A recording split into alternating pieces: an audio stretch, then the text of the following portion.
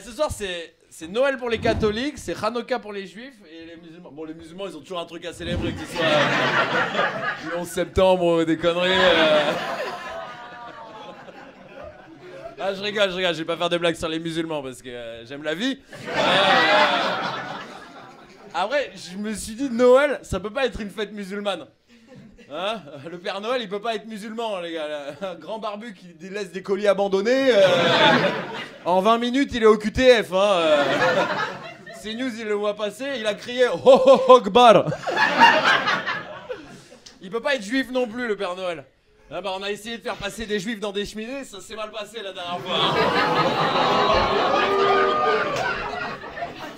Oh, je m'attendais pas à une telle réaction, les gars. C'est vraiment pour ça que je fais ce métier. Donc, évidemment, c'est un catholique, les gars. Évidemment que le Père Noël, le vieux monsieur qui donne des cadeaux aux enfants,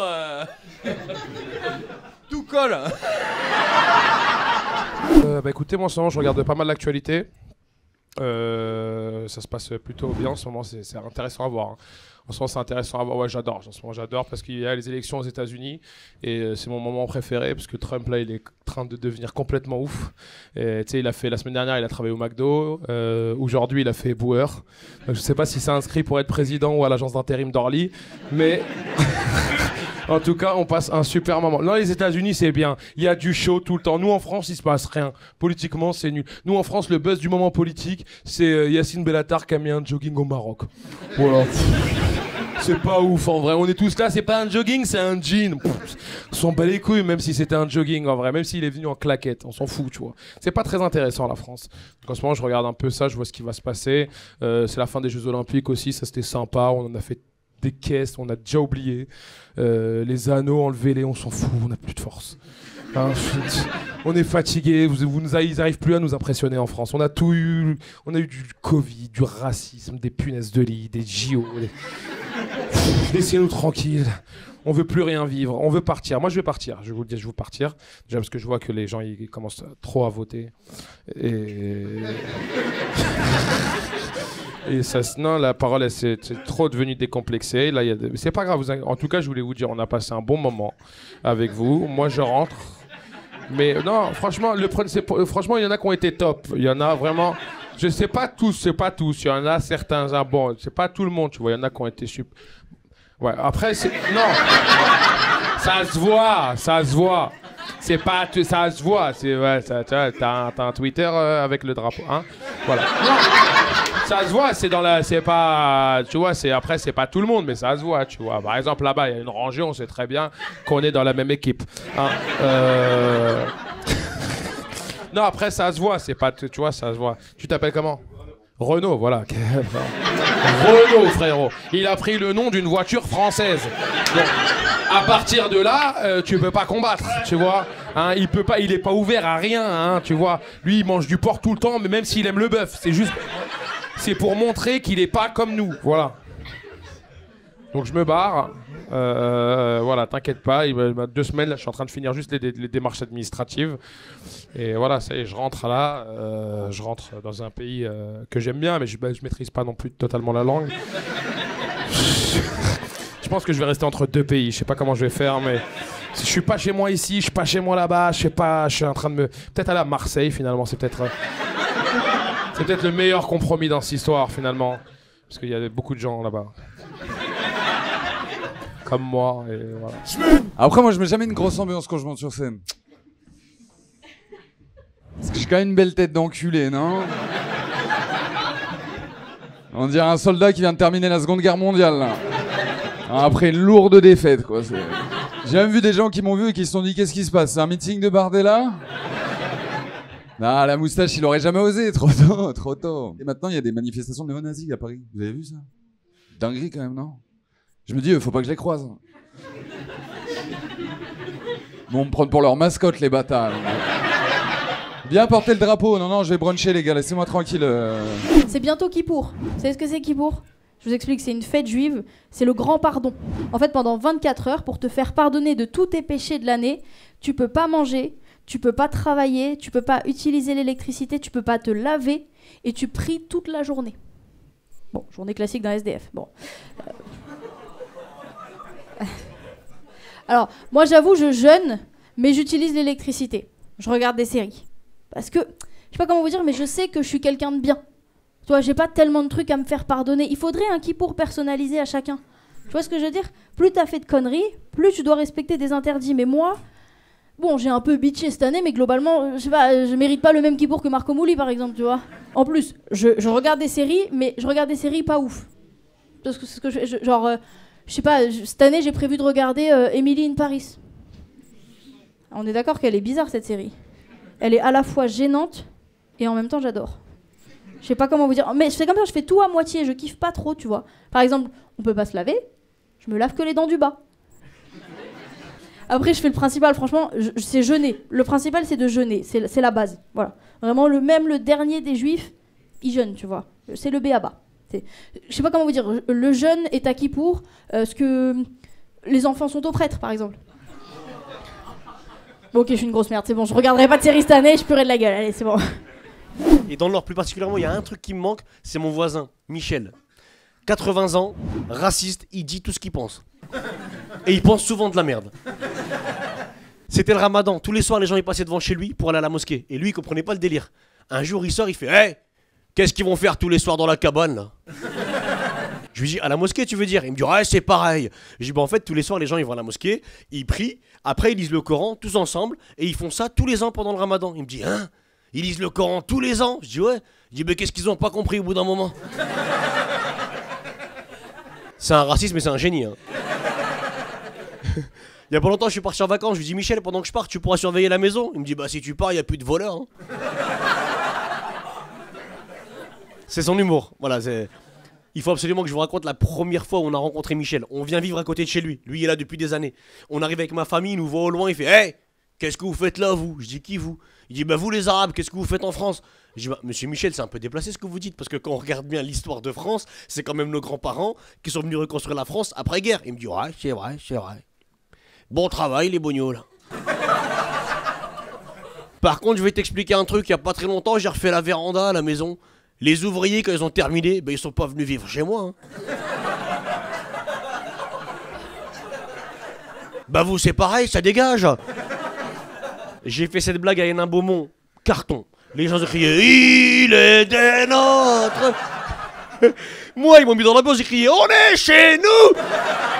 Après, j'ai vu qu'on n'était pas trop chez nous. C'est pour ça, je l'aime trop, mon voisin, je l'aime trop et on se respecte énormément. Je sais qu'il m'aime, je l'aime, bon délire. Mais la vie, elle est bien faite. Sa fille Cindy, elle s'est convertie à l'islam. Dans ta gueule, Michel, à l'heure. Mais elle a rien compris. Elle vient me dire, ouais, l'islam, c'est une belle religion. Moi, je me lève le matin, je fais mes 5 prières, comme ça, je suis tranquille pour toute la journée. Voilà, d'accord, mais continue comme ça, Cindy, c'est bien. C'était le ramadan, au mois de mars. Je vois, elle mange normal. Je dis, mais tu fais pas le ramadan? Elle m'a dit, non, moi, je l'ai fait en décembre, c'est plus simple. Je l'aime trop, mon voisin. Non, je vous jure, on a une bonne relation, lui et moi. Et des fois, il vient me voir, il comprend pas, il me dit hey, à chaque fois, je te taquine, je te fais des blagues un peu déplacées, mais t'es toujours là en train de m'aider, t'es toujours respectueux, comment ça se fait? Je dis ben, c'est ma nature. Et toi, c'est ta nature. Et on change pas les gens, tu vois? Il m'a regardé, il m'a dit ben putain, t'es vraiment mon arabe préféré. Évidemment, avec cet accent, je viens de Saint-Denis. Wesh, gros. Elle achète pas. Non, ok. Non, on peut dire que j'ai des origines américaines, mais maintenant je suis un vrai parigo. Un vrai Parisien, oui. Oui, je suis là depuis trop.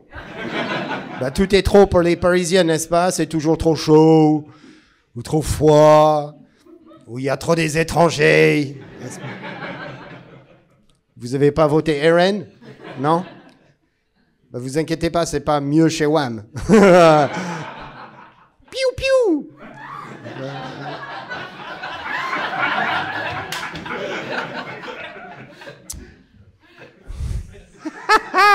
Tu sais, je suis content que ça marche parce que je vous jure, ça fait pas longtemps que je vis en France et j'ai jamais joué en français. Jamais. Ça fait 2 ans et demi, j'ai commencé ici, je vous jure, dans cette cam. Et quand je suis arrivé, mon français était tellement éclaté que même moi, je comprenais pas ce que je disais. Sur la vie de ma mère. Et après, j'étais très très bon en arabe. Je soulevais des salles, j'étais là. Et en français, j'arrive, il n'y avait rien qui sortait. J'étais pas bon. Même moi, je dis sortez-le, il est pas bon. Et après, j'ai compris un truc, c'est incroyable. D'une langue à une autre, impossible de traduire les blagues. Les blagues, c'est très culturel, c'est des codes. Tu peux pas les traduire. Tu connais pas les codes des gens, leur vie, comment ils sont, leur subtilité, leur musicalité, surtout leur histoire. Tu connais pas l'histoire des gens, tu peux pas les faire rire. Et moi, j'ai charbonné pendant 2 ans et demi pour apprendre à parler français, tu vois, pour être tranchant dans mes sketchs et surtout pour connaître votre histoire. Vous avez une très belle histoire, les Français, et vous avez de très beaux musées. Je suis allé au Louvre. Le Louvre, c'est un des plus beaux musées du monde. Félicitations. Je suis allé au Louvre pour découvrir la culture française. J'ai découvert l'Égypte.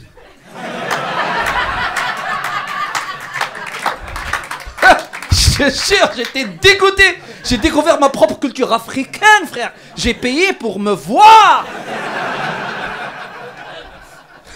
C'est comme si toi, français, tu vas dans un pays arabe, dans un musée arabe pour découvrir la culture arabe, tu découvres les perruques de Louis XIV. J'étais tellement dégoûté, je parlais avec un vieux qui travaille au Louvre. Je dis, monsieur, comment je fais pour découvrir la culture française? Il m'a dit, pars en Afrique. Cette vanne n'est pas ouf, mais je la garde, elle est gênante pour les blancs. Regarde-moi dans les yeux, culpabilise, vas-y, je te jure. Non, mais quand je vois tout ce que la France a pris comme patrimoine, je suis pas dans la rancœur. Je sais pas, genre, les voleurs, ils ont volé. Non, on s'en fout, l'histoire, c'est l'histoire. Je dis, pourquoi là, les Français, ils ont pris tout ça, ils veulent pas nous prendre avec? Comme si c'est ta soirée, mais t'es pas invité. T'es deg. Parce que la daronne, elle s'occupait de mon éducation, tu sais, religieuse. Tu vois, elle me transmettait les récits religieux. Et moi, je lui ai toujours demandé, tu vois, tu sais, j'étais enfant, j'ai dit, comment ça se fait que des histoires aussi anciennes, elles soient arrivées comme ça à notre époque, clean?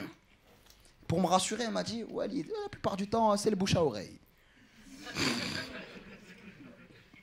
Le bouche à oreille. Moi, j'ai des potes. Un bouche à oreille, l'histoire, elle est détruite, les frères. Un bouche à oreille d'1 heure. Pas des millénaires, hein. Une fois, 9h10. Je me suis levé plus tôt, on était en voyage avec des potes. J'ai dit, j'ai faim, je vais pêcher une religieuse à la boulangerie. À 10h10. Le pote d'un autre pote, il a dit, oui, Walid, il a niqué une nonne dans une pâtisserie, les frères. Ils ont fait Paris-Brest, en un éclair, ça s'est passé. J'ai pas compris ce qui s'est passé, les frères. Trop bizarre. Alors, des histoires qui remontent à 2 millénaires en arrière. La daronne, elle me racontait l'histoire de Moïse quand j'étais petit. Tout le temps, le même ton. L'histoire, je la connais par cœur. Elle me disait, mon fils, c'était mal l'histoire. La mère, celui qui l'a séparé en deux, c'était Moïse. Et ça me fume.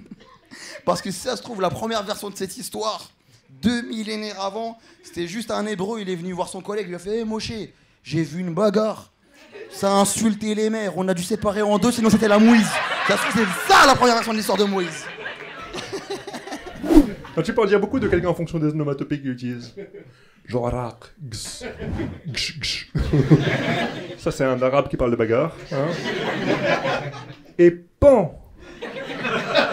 Ça c'est un vieux papy franchouillard qui sort la gétane. Hein. Ata.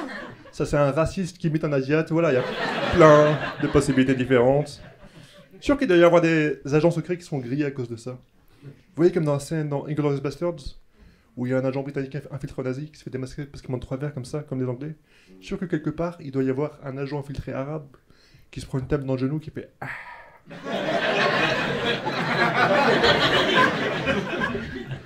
Oui.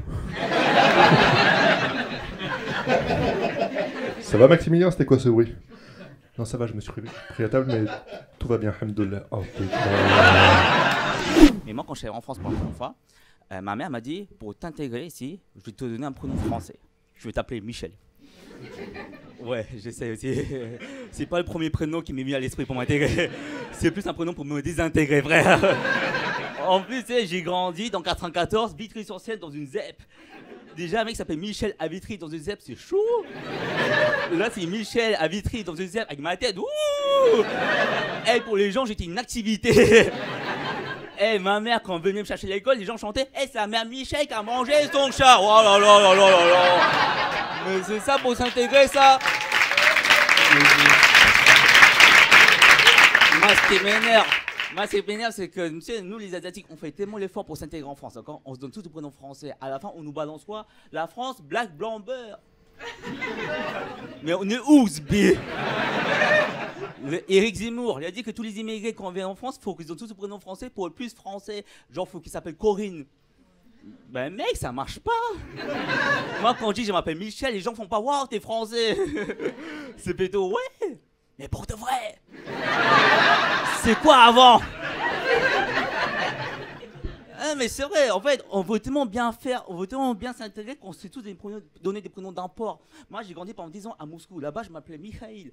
À Londres, je m'appelais Mike. En France, je m'appelle Michel.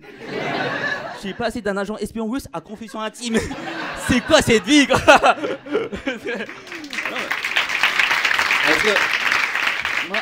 Moi j'ai l'impression qu'à chaque fois on change de pays, en fait on se prend des prénoms là-bas, d'accord? En fait nous nos prénoms se décident pas à la maternité, hein. Ils se décident à l'aéroport. On va où Lisbonne? Ok, Miguel maintenant, d'accord?